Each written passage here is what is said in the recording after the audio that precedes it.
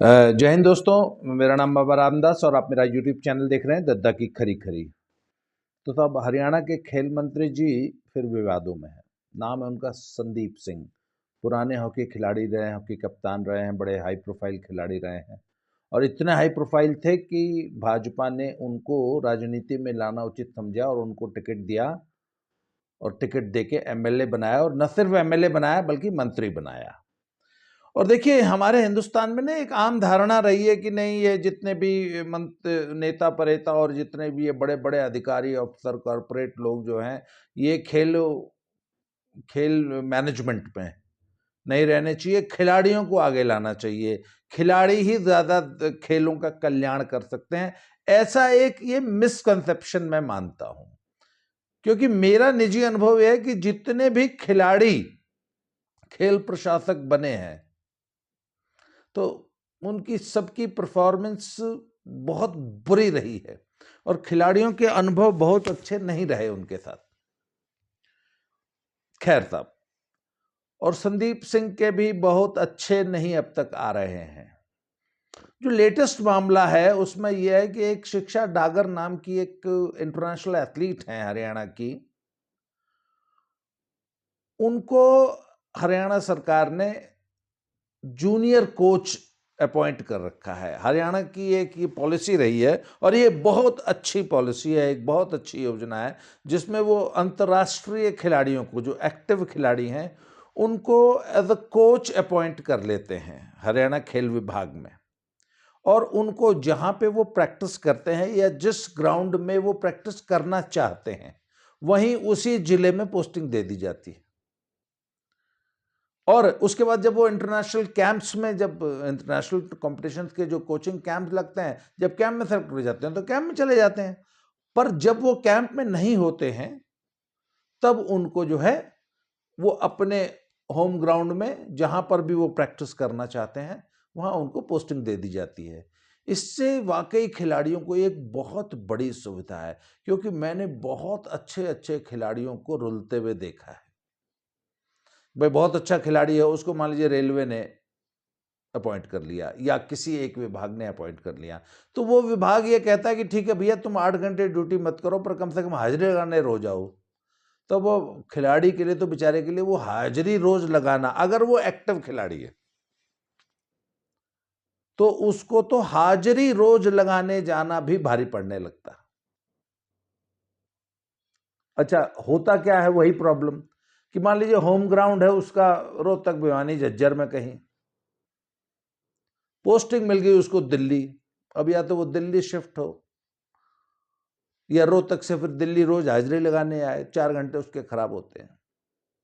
तो ये एक बहुत ही प्रैक्टिकल प्रॉब्लम थी और उसका एक बहुत ही अच्छा सॉल्यूशन हरियाणा गवर्नमेंट ने दिया और इस योजना की तो जितनी भी सराहना की जाए कम है।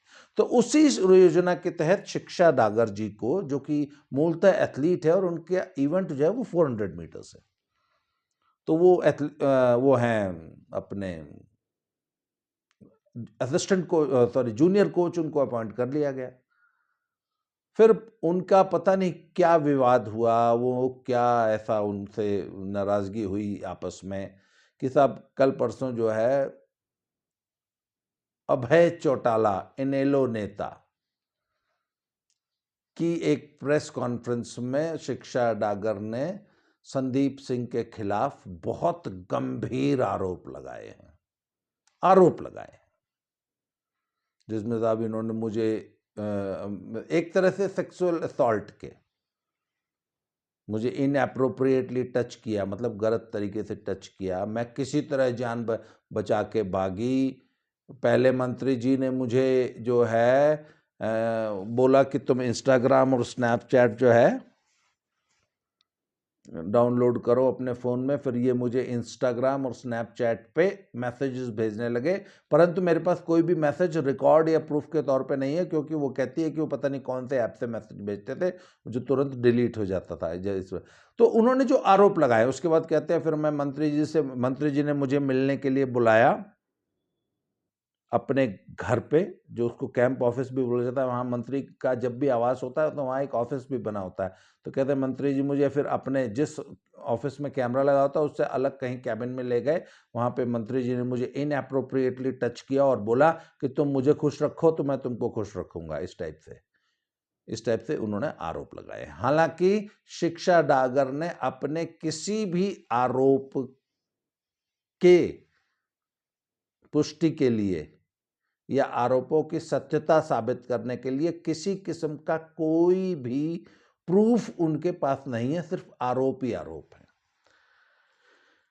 तो सब आरोपों पे चर्चा हम करते रहेंगे इस वीडियो में। तो फिर उस पे जो है आज संदीप सिंह का बयान आया है, तो उन्होंने कहा भैया ऐसे आरोप का मैं क्या जवाब दूं, और ठीक है एक निष्पक्ष जांच करा लो। तो अब हमारे हिंदुस्तान में भी ना एक आम धारणा है, नहीं जांच में कुछ नहीं होता। अरे भैया पुराना जमाना नहीं रहा, अब पुराना जमाना नहीं है। आजकल जगह जगह चप्पे चप्पे में सीसीटीवी कैमरास लगे हैं। मुख्यमंत्री आवास में उनके गेट के बाहर भी चारों तरफ कैमरास होंगे। कब शिक्षा डागर मुख्यमंत्री मंत्री जी के आवास में आई, उनके कैबिन में गईं, वो कहती हैं जब इन्होंने मुझे एप्रोप्रिएटली छुआ और ऐसी बात बोली तो मैं वहां से जान बचाकर भागी। तो भैया अगर आप मंत्री जी के अगर कैबिन से बाहर निकली, फिर कहती है बाहर पुलिस वाले थे, मैंने उनको अपना दुखड़ा रोया, अपनी कहानी सुनाई या कंप्लेंट की, तो वो सब भी मेरे पर हंसने लगे, उन्होंने मेरी कोई मदद नहीं की। फिर मैं गई और पता नहीं डीजीपी का कोई पीएस था, उसको मैंने मदद के लिए बोला, उन्होंने भी मेरी कोई मदद नहीं करी। मैंने मुख्यमंत्री से टाइम मांगा, उन्होंने भी मेरी कोई मदद नहीं करी, और संदीप सिंह के खिलाफ कोई एक्शन नहीं हुआ। असल में आपके आरोपों में कोई दम ही नहीं है तो एक्शन कहां से होगा। तो सब संदीप सिंह ने कहा था अब जांच करा लो। अब आप जो है हम लोग एक जांच में कुछ नहीं होता। अरे भैया तुम मंत्री के कैबिन में कब घुसी, कब निकली, जब निकली तो तुम्हारी बॉडी लैंग्वेज क्या थी? तुम बोलती हो कि तुमने वहां पे मौजूद पुलिस वालों से कंप्लेंट की, तो भैया वो सब तो सीसीटीवी में दर्ज होगा ना। उसके बाद आप वहां से निकली उनकी कोठी से और भागती हुई बता रही हैं सुखना लेक तक चली गई, तो कहीं तो आई होगी सीसीटीवी में।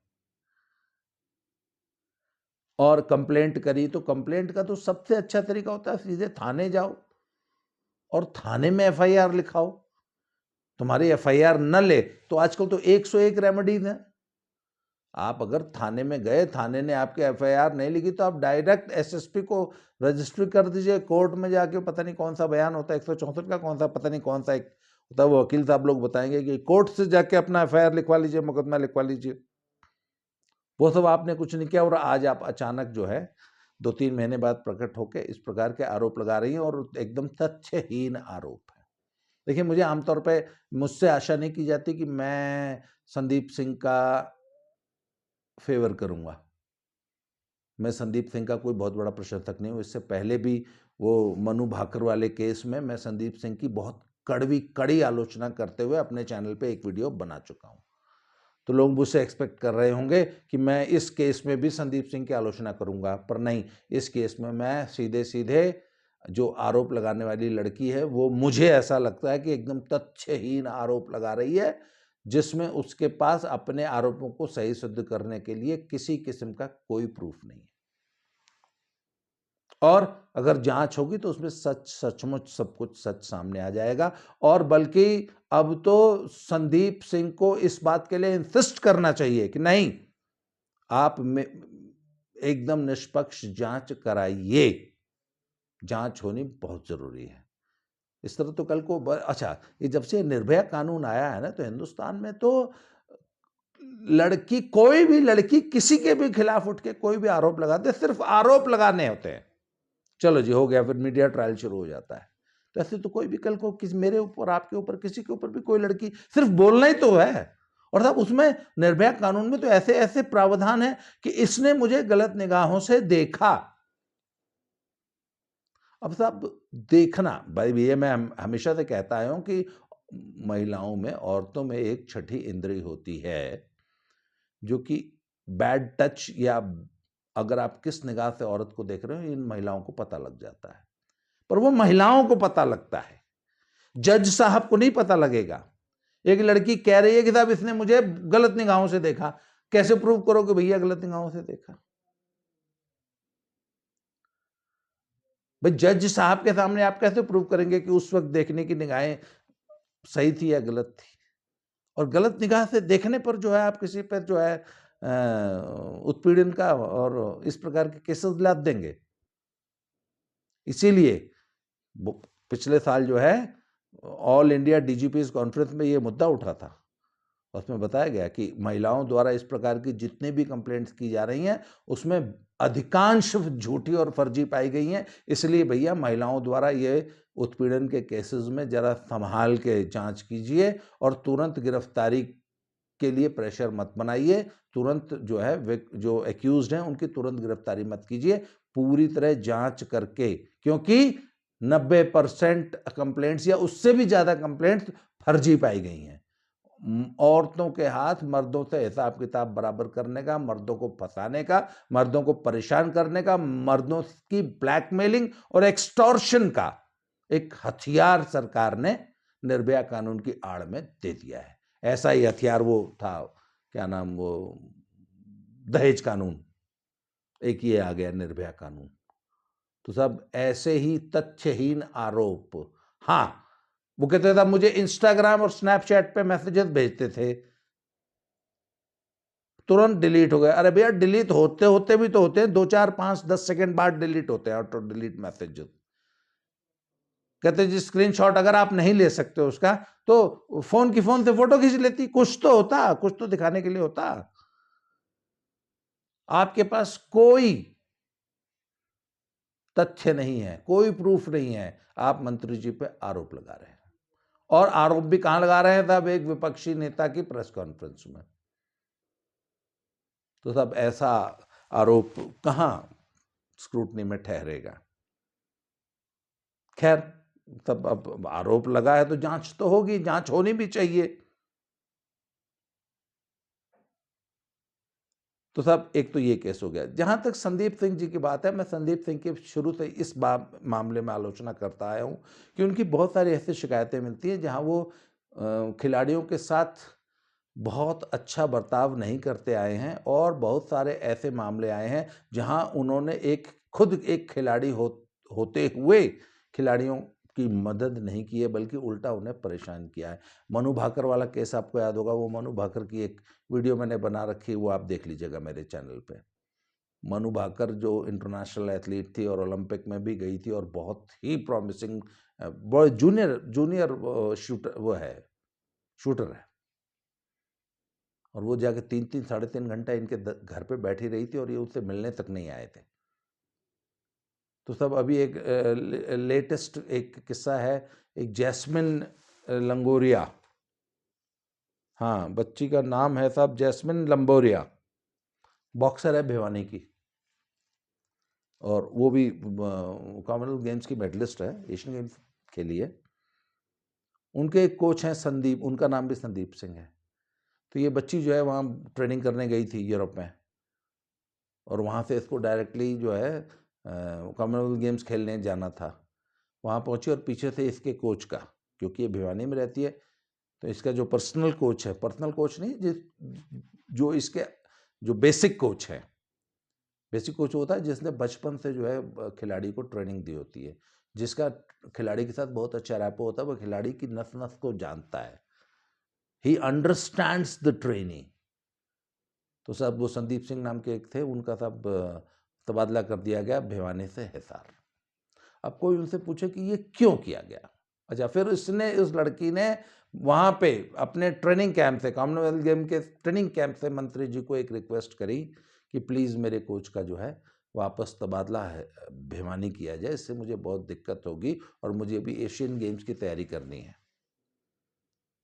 और साहब वो लड़की जो है 6 महीने तक इस चीज़ के लिए स्ट्रगल करती रही, और संदीप सिंह खुद एक खिलाड़ी, खेल मंत्री होते हुए भी उन्होंने संदीप सिंह का, और जबकि संदीप सिंह जो खेल मंत्री थे वो सिर्फ एक फोन में एक मैसेज दे देते और जो डायरेक्टर स्पोर्ट्स है वो उस कोच का जो है हिसार से वापस भिवानी ट्रांसफर कर देता, पर नहीं किया।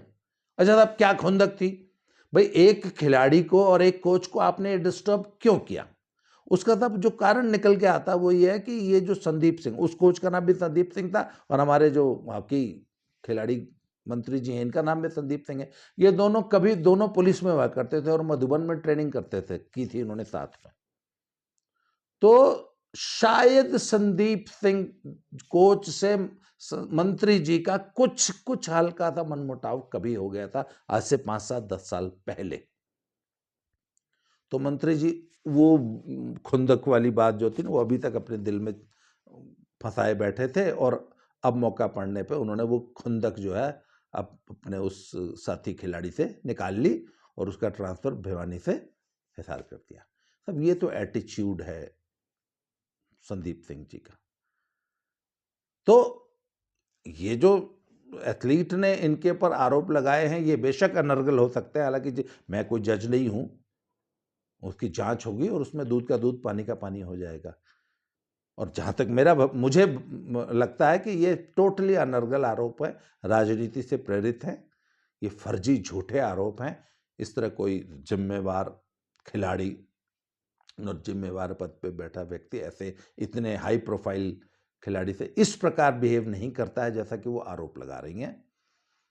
परंतु इसके अलावा जो प्रशासनिक मसले हैं उस पे संदीप सिंह जी का रिकॉर्ड बहुत अच्छा नहीं है। उनको अपना व्यवहार खिलाड़ियों के साथ और कोचेस के साथ और खेल फ्रेटर्निटी, स्पोर्ट्स फ्रेटर्निटी के साथ सुधारना चाहिए। उनकी इमेज अनावश्यक खराब हो रही है, इससे उनकी सरकार की भी इमेज खराब हो रही है। वो हर 2-3 महीने बाद एक अनावश्यक कंट्रोवर्सी में फंस जाते हैं, जैसा कि अभी वो शिक्षा डागर ने उनको फंसा दिया है एक झूठा या अनर्गल आरोप लगा के। तो आई थिंक संदीप सिंह जी को कुछ आत्म अवलोकन, निरीक्षण करने की जरूरत है। और सब जब आदमी पे ज्यादा फल लग जाए, पेड़ पे जब ज्यादा फल लग जाए ना तो उसको झुक जाना चाहिए, ईगो नहीं रखनी चाहिए। संदीप सिंह जी आप इतने एकम्प्लिश्ड आदमी हैं, इतने बड़े खिलाड़ी रहे हैं और आज इतने एक बहुत महत्वपूर्ण जिम्मेवार पद पे हैं।